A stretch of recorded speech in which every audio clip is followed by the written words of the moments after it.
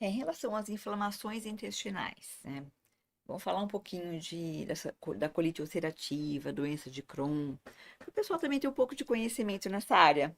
Se você puder falar, por favor. A doença de Crohn e a retocolite ulcerativa são doenças inflamatórias intestinais. São doenças crônicas que não têm cura e são doenças imunomediadas, que também vamos para o pessoal entender, é como se fossem doenças autoimunes também. Elas são doenças mais graves, que podem evoluir a longo prazo se ela não entrar em remissão. Remissão é quando não tem mais sintomas, não tem mais uma colonoscopia alterada, né? Aquela inflamação importante no intestino. Se essas doenças não forem tratadas, o paciente vai ter muita complicação. Pode desenvolver o câncer do intestino, pode evoluir com uma cirurgia, retirar o intestino, ter perfuração, entrar com infecções, né? Então, Fissuras, né? fissuras, abscessos, estenoses. Então, são complicações mais raras, são doenças mais raras, que têm umas complicações mais graves e que exigem o tratamento com um médico mais expert nesse assunto, sabe? Então, assim, não é também todo médico gastroenterologista que tem ali a esperteza de trabalhar com essas doenças, tratar de uma forma mais adequada. Então, a gente sempre tem os nossos, né, as nossas referências. É uma parte que eu gosto muito também. Fui convidada ano passado para ir para um congresso na Suécia, o ECO, que é um dos maiores congressos de doença inflamatória intestinal, onde eles falam bastante de Crohn, retocolite. E ele, além das manifestações intestinais, essas doenças também cursam com manifestações extraintestinais, dores articulares, lesões na pele, lesões nos olhos, fadiga, né? O paciente, ele precisa mesmo de um tratamento bem específico. Tá. Essas lesões nos olhos, como é que elas aparecem? Aparecem como uveites. Uveites? É, a uveíte, inflamação, e o paciente geralmente é uma urgência, precisa ir correr para o oftalmologista. Olhos, né? Olhos, ninguém é oftalmo. Então, assim, começa a ficar vermelho, coça, já vai pro. Porque senão fica, tem cegueira. Então, assim, é uma urgência, vai pingar colírio com corticoide para desinflamar, e aí você tem que procurar a causa, se tem relação com a questão intestinal ou não. Eu já vi pacientes que já tiveram colites agudas, por estresse. E no fim não era retocolite e não era doença de Crohn, né? O que que você tem para dizer sobre essas colites, sobre de estresse mesmo, que são por um período e Existem, vão embora? existem mais de 50 diagnósticos diferenciais de colites. Então, nem toda colite vai ser doença inflamatória. Não vai ser doença de Crohn, retocolite, né?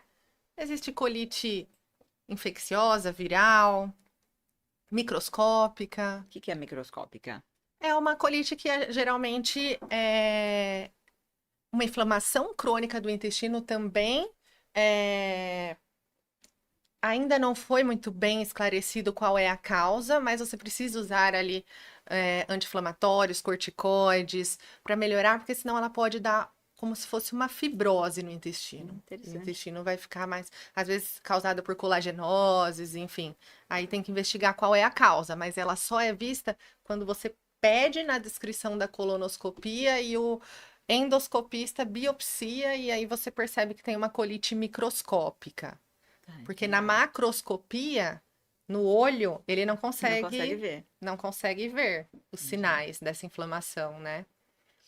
E qual a importância, acho que para o pessoal ouvir bem essa questão dos pólipos, do sangramento intestinal, para ficar de olho, né? É importante falar sobre esse assunto. Os pólipos, elas podem ser lesões pré-cancerígenas.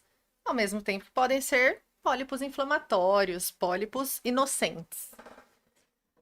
E os pólipos, eles demoram geralmente 10 anos até virar um câncer, se ele for um pólipo que pode ser uma lesão pré-cancerígena, né? Como a gente diagnostica esses pólipos? Através da colonoscopia. Então, Hoje no Brasil, a partir dos 45 anos foi determinado, né? Não é todo mundo, tem países que é um pouco antes, tem países que é mais tarde.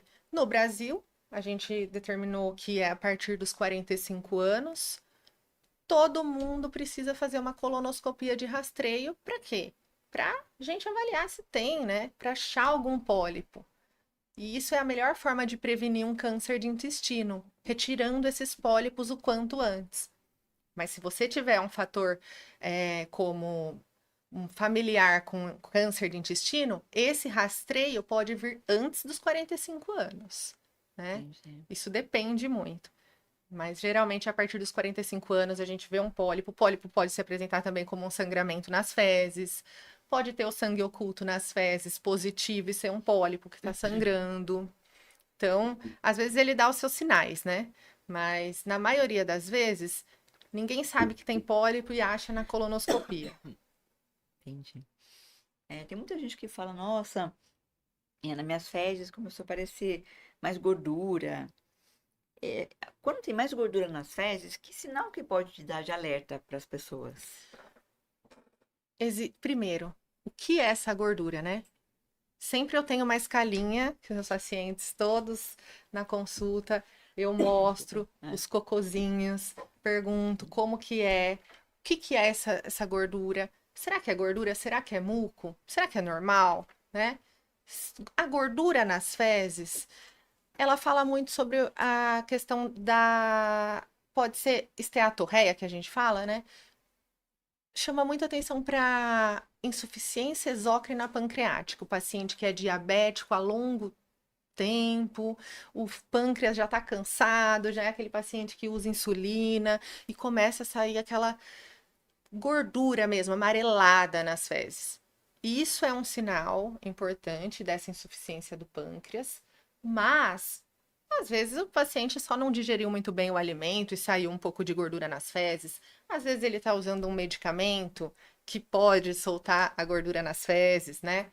Então, aí a gente investiga, mas geralmente o quadro crônico, que geralmente tem muita gordura nas fezes, não está tomando nenhuma medicação para soltar essa gordura nas fezes, né? Não tá, não comeu em exagero. É uma situação mais crônica, mais prolongada, a gordura nas fezes, pesquisa insuficiência exócrina pancreática, que aí por um exame que a gente chama de elastase fecal, e a gente diagnostica esse problema, né? entendi. E daí, qual seria o tratamento para esse problema? Da insuficiência exócrina pancreática, Isso. isso significa que o pâncreas está entrando em falência. A gente Uhum. suplementa com a enzima pancreatina, né? E junto com as alimentações, que vai ajudar na digestão desses alimentos. Geralmente o paciente não apresenta só esse sintoma de gordura nas fezes. Ele não consegue se alimentar, ele vai ter perda de peso, né? Ele vai ficando sarcopênico. Já é um paciente mais idoso, mas, né, aquele diabético, né? Então, o tratamento é assim, a gente suplementa com a enzima pancreatina, que é o que falta no pâncreas ali para ele funcionar, né? Eu tô Junto com a perguntando. nutricionista também, Isso, com é. uma dieta adequada. Eu tô perguntando porque eu tenho visto muito, o pessoal tem sido orientado, sem, na verdade, fazer diagnóstico nenhum, para muita gente ficar tomando pancreatina ultimamente. Eu tenho reparado muito isso.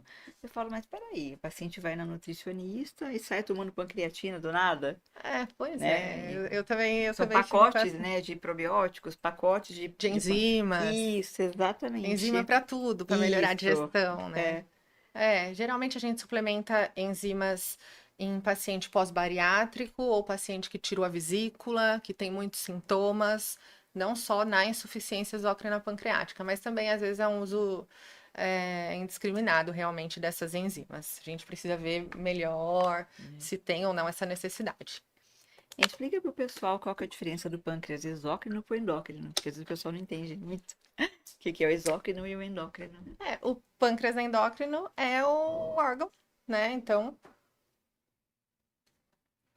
ele é o que produz insulina e é, está relacionado à diabetes. A insuficiência exócrina pancreática, ela acho que essa parte mais é com a endocrinologista. Eu acho Não, só que para diferenciar a uma. endócrino e a exócrina, Isso, é só isso. É isso mesmo. entende? Na verdade, a exócrina é causada por uma situação que não é só a diabetes. Não adianta a gente tratar a diabetes, né? Uhum. É o pâncreas que está entrando em falência mesmo e é mais ou menos isso, assim.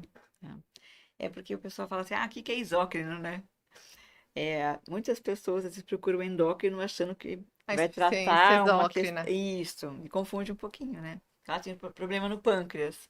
E são tratamentos totalmente diferentes, né? Tumores também podem levar à insuficiência exócrina pancreática, cirurgias, né? Cirurgias grandes, retiradas de uma parte do pâncreas. Uhum. Essas situações do câncer, da cirurgia, podem levar também à insuficiência exócrina, não é somente a diabetes avançada ali em longo prazo que está causando. Eu já vi muitas pessoas, né, que têm a questão assim de, olha, eu fiquei ansiosa e me deu uma vontade de evacuar, assim, mas muito rápido a pessoa vai correndo do banheiro, só por uma questão de ansiedade momentânea. Aí a gente entra naquela parte do eixo cérebro-intestino, Uhum. né? Tem tudo a ver. E é muito legal. Porque quando a gente está mais ansioso, o nosso intestino vai responder. Quando a gente está mais depressivo, vai ficar mais constipado, né? Ao mesmo tempo que você pode estar mais ansioso e repercutir no intestino, se você não tiver uma boa alimentação e não cuidar do seu intestino, aquilo vai te deixar enfesado. O que que é o enfesado? É o bravo, mal-humorado, o que não tem um comportamento legal, é aquela pessoa enfesada. O intestino não está funcionando direito. Ao mesmo tempo que você está, uma via de mão dupla, né? Tá mais feliz, tá mais tranquilo, seu cocô vai estar lindo. Tá mais triste, irritado, com medo, vai soltar, vai prender, vai ter dor, vai ter sintoma. Então, assim, é uma relação mútua, né? Já vi vários casos também que a pessoa achou que tinha refluxo gastroesofágico, tratava o refluxo e não melhorava. E depois a pessoa descobriu que a questão tinha muito a ver com o intestino. Daí a pessoa não tratava o intestino e tinha um refluxo. É.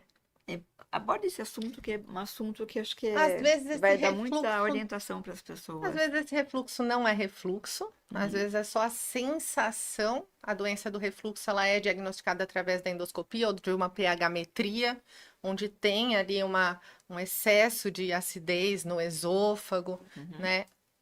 Ou ácido ou básico, enfim.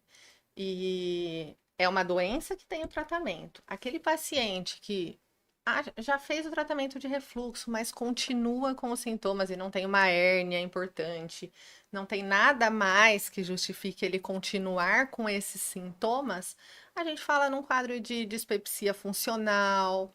Geralmente isso já O está que que é ali. dispepsia? Que às vezes o pessoal não entende muita palavra. Dispepsia é a má digestão, aquele estufamento, aquele desconforto depois da alimentação, a má digestão. Parece Tá. que algo não está indo muito bem ali. É. E a dispepsia funcional tem muito a ver com o paciente que tem um distúrbio no intestino, uma síndrome do intestino irritável. Geralmente ela não só o intestino tem a dor, mas ela já vai se manifestar. É toda a digestão. Se a gente não consegue digerir muito bem, é, tanto a parte voltando no eixo cérebro-intestino, quando a gente não tá legal, a gente não consegue digerir muito bem, tanto a parte dos nossos sentimentos, as emoções, a parte do trato digestivo inteira vai estar comprometida. A gente não vai desde a garganta, aquilo vai descer com uma bola na garganta. Ai, não consegui, não consigo me alimentar, não tenho fome, ou solto o intestino, e aí vai. Aí a gente tem que abordar. é, por que o que que te deixa? Como é sua relação com o seu trabalho? Como é seu sono? Como você maneja o estresse? Você usa muita medicação que tira o pH do estômago? Por quanto tempo você fez isso? Porque essas bactérias, esses organismos que vivem na gente, eles estão acostumados a viver no pH natural, né? No pH ácido do estômago. Lógico que ali no estômago ele é mais ácido justamente para evitar os patogênicos, né? Como uma barreira protetora. É diferente o pH do estômago do pH do intestino. Mas se a gente ficar o tempo todo usando um antiácido e não produzindo esse ácido, aquilo pode levar a disfunções, a desbiose, a supercrescimento de bactérias que não são patogênicas, né? Então, essa questão do pH é muito importante também. Ficar suprimindo a acidez só quando realmente é por indicação do médico, é seguro, mas tem que ter a sua indicação. Sem indicação, para quê?